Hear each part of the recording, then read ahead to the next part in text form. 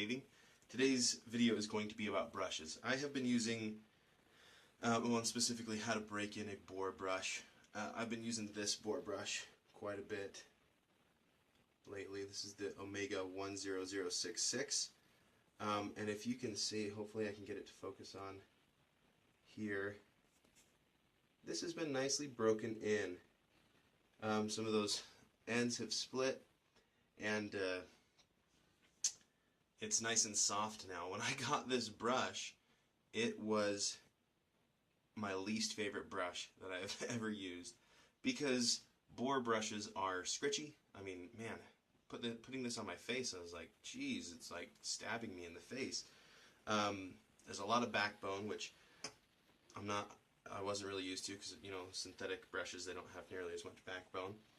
And so, you know, I knew that there was a break-in period, and I looked at some things and watched some videos about how to break in a brush, and I tried some things, and they helped.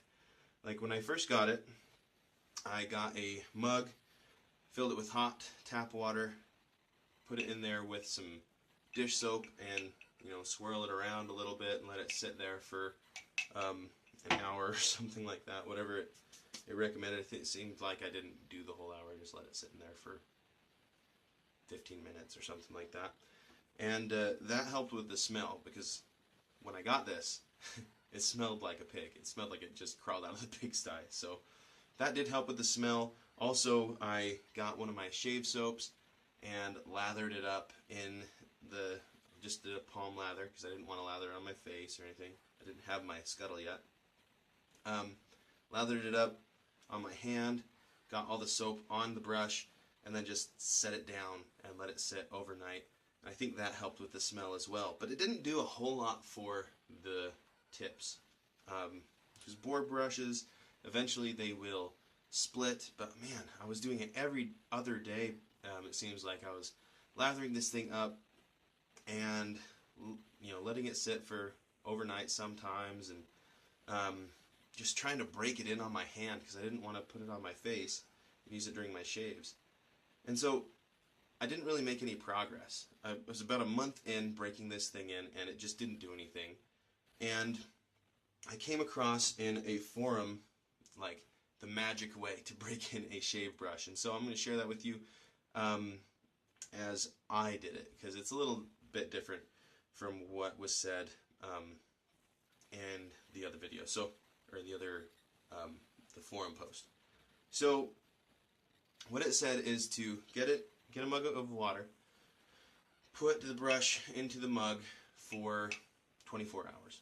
So, you know, put it in one night, the next night when, you know, come in, grab it, wring it out, and rub it on a towel for 10 minutes. So get like a hand towel, rub it on the hand towel for 10 minutes, and that will start to split the ends of those hairs. It said to do that twice, and your brush is broken in. I didn't leave it for 24 hours. I did it overnight, and that seemed to work just fine. And I didn't rub it on the towel for 10 minutes. I did it for, I don't know, however long my attention span held, probably like 5 minutes maybe. And it did wonders for the brush. Now, I had been breaking it in for a month, but again, I had very little, if any, results at that point, and it broke it in just fine. Now, I haven't tried the same thing with my horsehair brush. So this is a V-long horsehair brush. It's very different. I don't know if I can show you this, but with horsehair brushes, well, I can't speak for all of them, but let me see if I can show you in here. The horsehair brushes are made with two different types of hair. So I think they take hair from the mane of the horse and tail hair as well.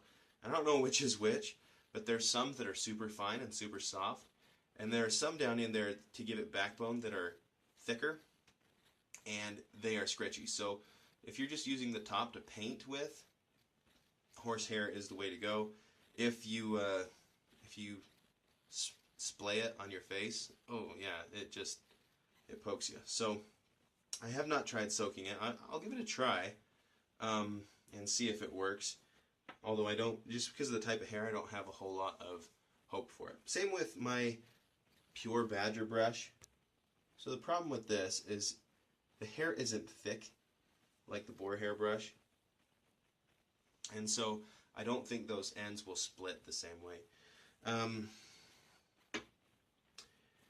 And then, you know, with this brush, this is my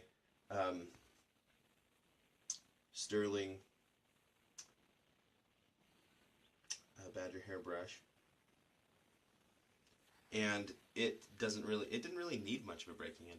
I was able to get that smell out by lathering it up a couple times and letting it sit, but this came feeling pretty good on my face. It didn't need a whole lot of breaking in.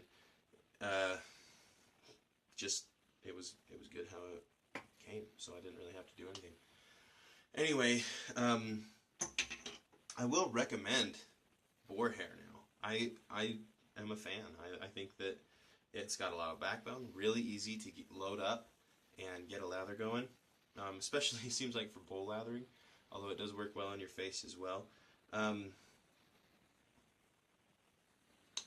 Omega is good. I haven't compared it with anything, although I would like to get another boar hair brush in the future to compare it with. But I'll let you know how things go if I try that with the horsehair brush. I don't have my hopes set too high, but yeah, I think it's worth a try. Otherwise, I might just pull the horsehair knot out and put a synthetic knot in there, because I do like this handle. I think it kind of looks nice. So, but those are my thoughts on breaking in brushes. Hopefully you guys can try this process with similar results. I know a lot of people have, and it's had similar results for them. So thanks for tuning in, and hope you have a wonderful day.